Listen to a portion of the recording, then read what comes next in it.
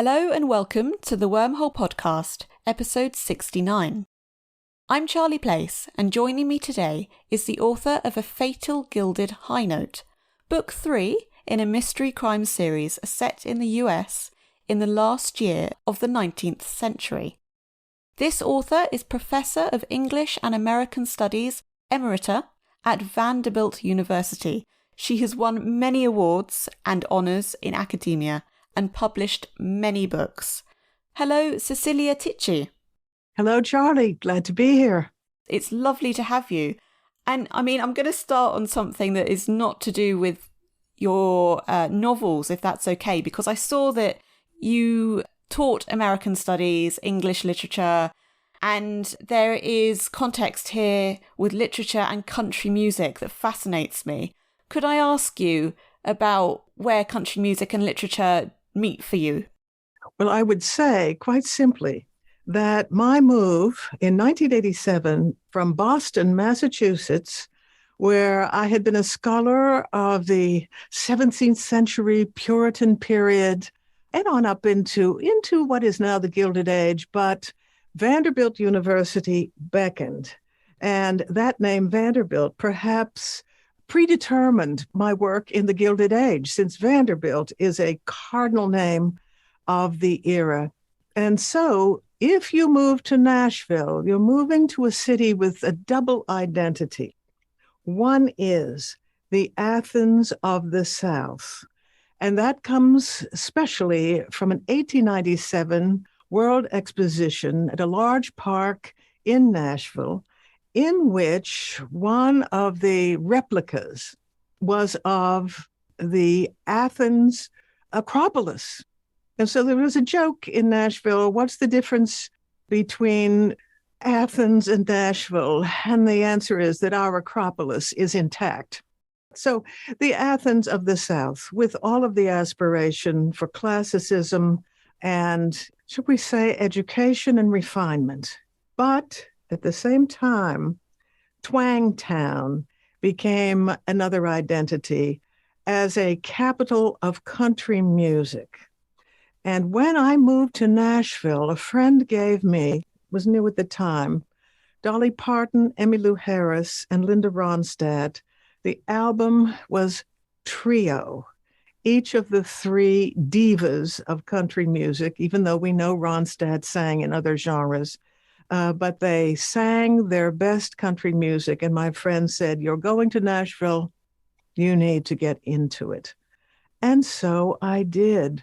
The clubs, the cafes, late night sets. You know, sometimes a band wouldn't start to play till 11 at night. Maybe that's common now, but at the time perhaps was not. And a band gets on stage. Let's say it's a club. And the lead guitarist announces that the bass player hadn't been able to make it this evening. Is anybody out there in the audience who might step up with an upright?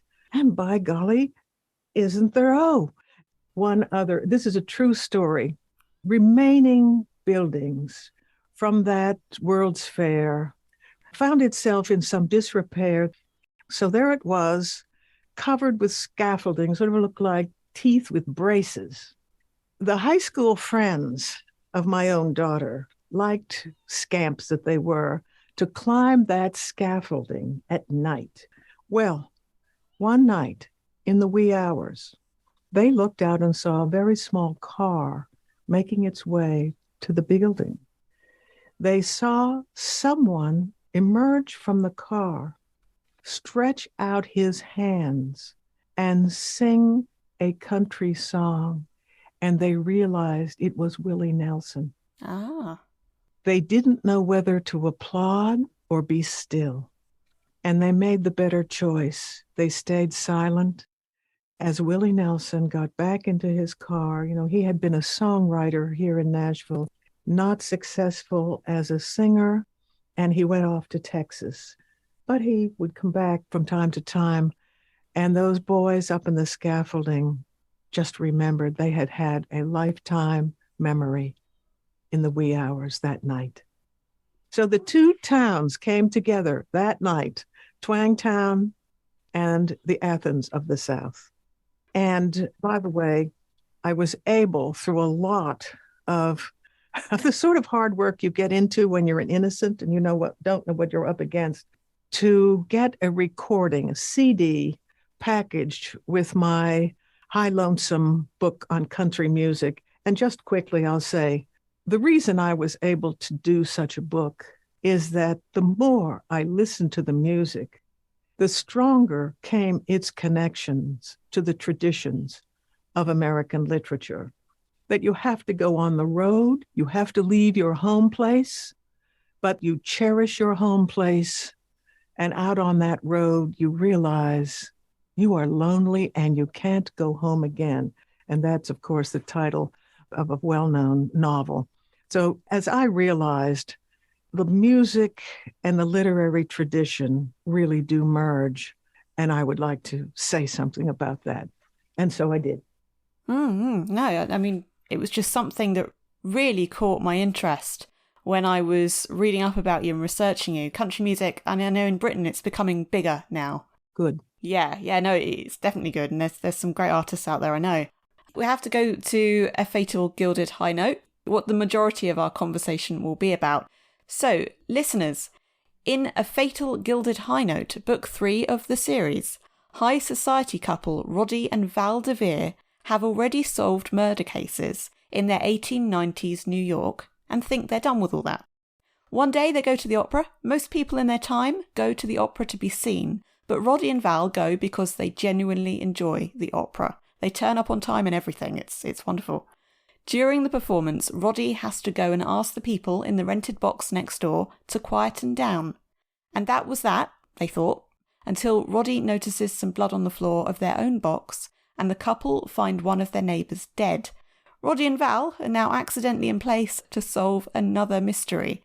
And Cecelia, shall we get to your reading?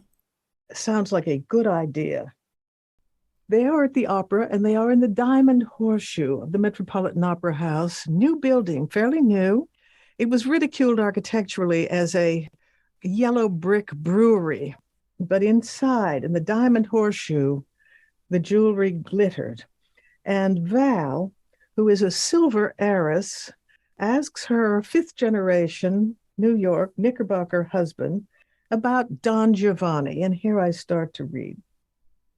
Any murders tonight? I had asked Roddy in the carriage, more a quip than a question. He held up a gloved forefinger and winked. Just one measly murder? We shared a little laugh and held kid-gloved hands across the tufted seats of the carriage. In my western hometown, Virginia City, Nevada, where Roddy and I had met, the operatic drama took place in the streets, not in the opera house. Virginia City was often mistaken for Silver City because big bonanza silver mines enriched a very few beyond most mortals' wildest dreams. The promise of silver, however, lured the violently desperate along with the well-intentioned, such as my late papa, Patrick Mackle, who had emigrated from County Donegal, Ireland, to seek his fortune in the West. When Papa struck his big load and became a silver king, he moved the two of us to Virginia City and built a Queen Anne revival house on B Street and enrolled me in the Fourth Ward School. He also hired a prudish widow to teach me ladylike manners for the boom town that boasted newfound sophistication. In this, Papa had meant well. Tempers flared nonetheless into knifings and shootouts in public. Undertakers rivaled doctors for business. Papa spared me the specifics, but the Territorial Enterprise newspaper reported every gory detail. We had no need for onstage grand opera in Virginia City. Our blood was shed in the streets. In this first month of the new year, 1899, my past and present were to meet in the versatile word, opera. As the bride of a fifth-generation New Yorker, I had entered society with entree to exclusive parties and whatnot. To this day, however, I got frosty welcomes from Gilded Age New Yorkers offended that I tarnished their posh doings. My name and birthday prompted snickers behind their china teacups. Valentine Louise Mackle, born on the 14th of February, St. Valentine's Day, in the wastelands of the West. Roddy urged patience when I wondered aloud why Virginia City would be laughable or Valentine sillier than Isabel or Gertrude or Hermione. No matter. I would forever embrace girlhood in the West, including Piper's Opera House in Virginia City, where I thrilled to melodramas by touring companies from the East and to banjo recitals, variety shows, Irish orators, Shakespeare, songs by a San Francisco contralto, and a demonstration of wrestling with half Nelsons, headlocks, and hip heists. Come rain or shine or snow, sleet or hail or ankle-deep muddy streets, my late papa and I took front row seats at Piper's. It all seemed innocent. 2 opera houses, Nevada and New York, both safe places for entertainment. So it was until tonight, the first Met performance of 1899, when murder burst its bounds to reach the diamond horseshoe in the box beside our own, inside the ill-fated box 18, and brought a black cloud of suspicion down on me. The fact was, if my Roddy had not touched the wet stain darkening the carpet of our box during the second half of Don Giovanni, we would never have known anything was amiss, and over the next months, our lives would have taken a very different turn. Thank you for that. So I have a question that I realise has a potentially boundless scope here, so you answer it however you want to, include what you like. My question is, in general, to do with the series and your work in general, why the Gilded Age? Why the Gilded Age? An excellent question. People are interested in the Gilded Age, which earlier had been called the Age of Steam and Steel, or the Age of Enterprise. And that period has come back at us. I say at us, because if one goes into a search engine and types in Gilded Age, chances are one finds references to our own recent years, at least in the United States, that we are in a second Gilded Age. If one has taught United States literature and its culture for decades, as I have, one can see the affinity, the great wealth disparity, ultra-rich, and at the same time struggling and striving to make ends meet day by day, both periods. Then, of course, child labor. But now we realize that internships are another kind of unpaid child labor, perhaps. Also, on the upside, the first Gilded Age was a great era of inventiveness, of mechanical contrivances. The can opener was invented in 1885. Prior to that, people were punching chisels into tin cans to get out the beans or whatever. The can opener, the electrification, Thomas Edison. And so one had street lights and elevators in some wealthy private homes. And of course, now we are plunged into a digital world that we don't quite understand, even as we swear we would never go back to the telephone with cords. Lots of inventiveness, lots of uncertainty, politically as well. And let me not get in too close to that, but just to say, in that first Gilded Age, boss tweed, lots of grifting. So someone like myself who has taught American literature of that period, late 1800s, here's Mark Twain, here's Edith Wharton, here's Willa Cather, and others. And we have some of this same anxiety and expose disclosure now. So it seems to me we have two periods that have kind of twinned themselves. And historical fiction is read, it seems to me, with two ideas in mind for a reader. One, to go into another era and learn something about it, that's real, that's accurate. The other is to see some of our own era enacted in the historical fiction. Mystery fiction, one could ask, why that? And Charlie, I haven't come back to say you haven't asked about mystery fiction, but surely this is a question. Mystery fiction presumes that there is injustice in the world, that it needs to be and can be explored, disclosed, and opportunities for correction, and perhaps a restoration of justice. I'm glad you answered that unspoken question, actually, because yes, that's really, really interesting to know. And I do have a sort of similar question, kind of, I suppose. I mean, the Gilded Age and picking mystery and crime, there was a lot of crime in that era. There was both financial crime and property crime, riots, murders. Let's do a little top-down analysis. Investigations of Wall Street shenanigans, of inflated stock values at the time. Jay Gould, a brilliant manipulator, was called the Mephistopheles of Wall Street for his Wall Street Railroad bear and bull manipulations. One day you could be a millionaire and the next day you've lost everything. And this was the great game. Well, meanwhile, some of the canny immigrants, and we think of William Marcy Boss Tweed in New York, who managed to get for his group in Tammany Hall all sorts of municipal contracts.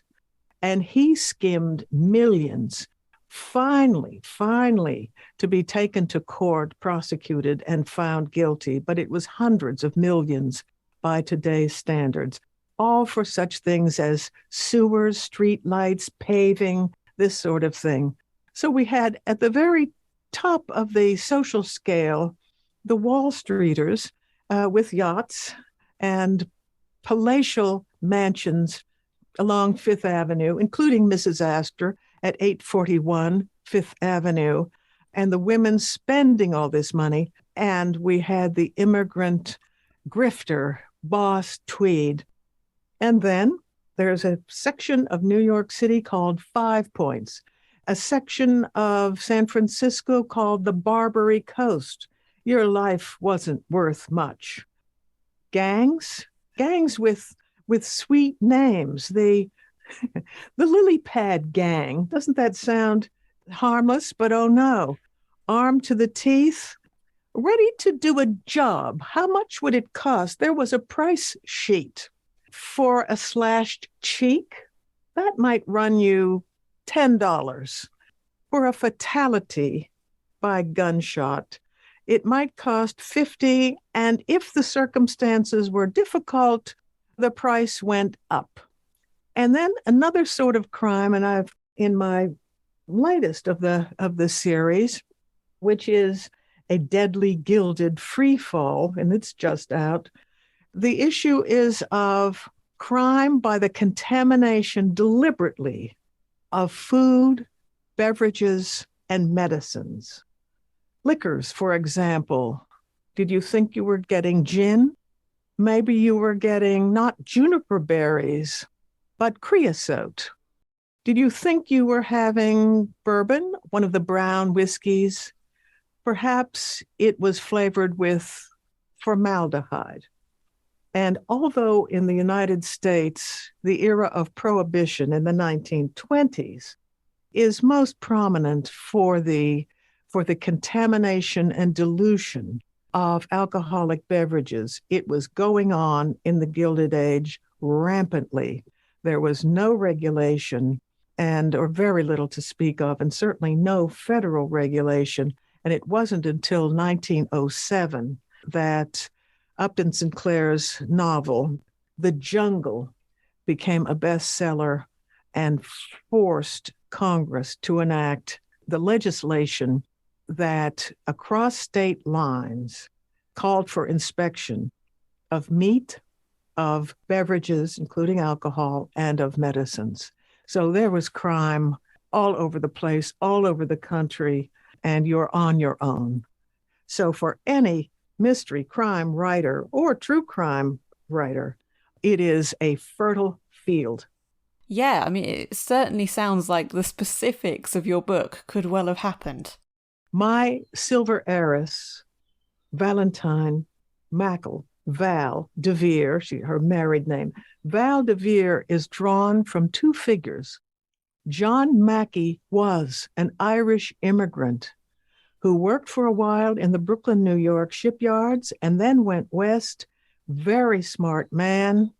He saw silver where all others thought it had been mined out, and he made an enormous fortune. He had no daughter, but a young woman who grew up in the Rocky Mountains of Colorado while her father mined for precious metals, slept under bearskin rugs in sub-zero weather in the Rockies. That was her childhood, and heard her papa beckon her daughter, I've struck it rich. Mr. Walsh had done so. Evelyn Walsh becomes a version of my Val, and John Mackey becomes Patrick Mackle with a daughter, Valentine, born on Valentine's Day. Now, I'm glad that you said that because I have got a couple of questions about Val and your fictionalization of what was fact, I suppose. I just loved her character. I loved that you had her as a kind of very confident lady, also from a different social strata, and she's trying to fit in. She takes the dog on a walk and the staff are like, oh my goodness, what are you doing? I just wanted to ask how you came to create her as a person, herself, the fiction.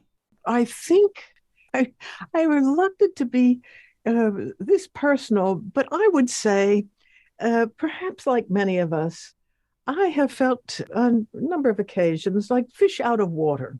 And in such moments, there's a double feeling, sometimes of awkwardness, but also of the ability to cast an eye on what's going on and see it in a light that's different from the views of those who do fit in. And so I thought, how would it be this Westerner who's besotted with her man, Roddy, marries him, and it's worth noting that it's she who has the fortune. His family, through the errant investments of his father, is nearly at the verge of a forced sale of all their worldly goods. So her fortune restores his family's fortune, and she is subjected to all sorts of social events in which she is regarded as the newcomer. Now, Charlie, I will say, I might as well, I'm going to admit this. I did not study Latin. I did not have the chance to study any Greek.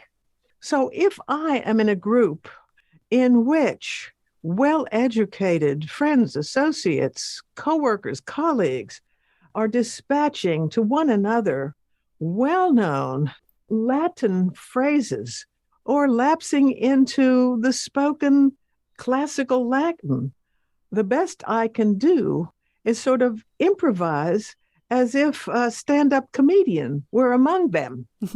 And I have been in such gatherings over the years a number of times that it seems to me I could take advantage of my own ill-suitedness of the assemblies I have been a part of to create Val. She's not me, and yet some of her responses, which are, yes, forceful, independent, determined. She's a striver.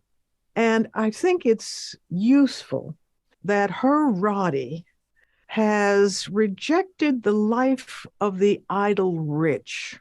He has declined to specialize in estates and trusts, which would be the legal concerns of his peerage, and instead to pay attention to criminal law because as a young man, he became bored with the museum exhibitions of whale's teeth and mummies in cases, and trotted down the steps and down the block to see a bartender creating a new invention of the Gilded Age.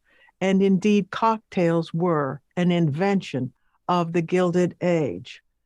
I thought Roddy should be a serious hobbyist with cocktails, that his criminal law training should lead him to defend cafes, saloons, taverns against the temperance crowd that was on the march.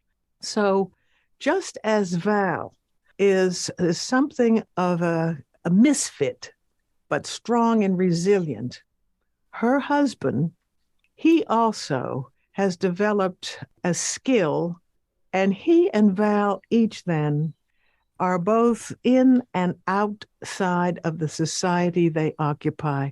And it gives them, for me as the writer, the opportunity to send them on their adventures. But it also can jeopardize Valentine's reputation because her status as a Western woman casts skeptical eyes on her that she might have something to do with a crime, including a fatality. Mm-hmm. So, yeah, no, that's fascinating. And I did love how you had Val, who was obviously from one social class, Roddy from another, social class, social standing. And you did bring the social equality in as such with Roddy's stealth mixology and the cocktails, and Val being who she is. I do want to ask, and I know that we've mentioned this before I press record, Velvet the dog, she is important totally to the book. She's always there. Please tell us about Velvet, her inspirations, and French Bulldogs, etc. Well, I think a whole book, Charlie, could be written about the dogs of the era. Now, the Westminster Kennel Club, largely organized by Oliver Belmont, August Belmont, his son Oliver Belmont, they cared about purebred animals, horses, and then, of course, dogs. So there shouldn't be just all these mutts ranging about. By 1899, the Westminster Kennel Club was organized, and one specially preferred dog were the pugs. Another dog that was not yet in the Westminster fold was the French Bulldog, which really had almost died out. These dogs mostly enjoying to nap. They have pointed ears. They are brachiocephalic dogs, meaning they are related to the bulldog, the boxer. They are rather flat of face. Velvet, in my novels, is a black French bulldog. My husband and I, have a French bulldog, and we have named her Velvet, and we love her. And so we see her antics, and having learned that in the Gilded Age, Alva Vanderbilt Belmont, she had a French bulldog. And I would not be surprised that it's Alva who pressed the Westminster Club to include the Frenchies, because they then did. They are a notoriously quirky breed. Sometimes, to call them, one we call Velvet. Sometimes she deigns to come. At other times, she has her own ideas. In the novel, I like to think she has a starring supportive role. And of course, I needed to look up what were dog biscuits of that time? What was veterinary care? There was something called Sprat's dog biscuits, and made in Britain, imported, of course. That was one of the first dog biscuits.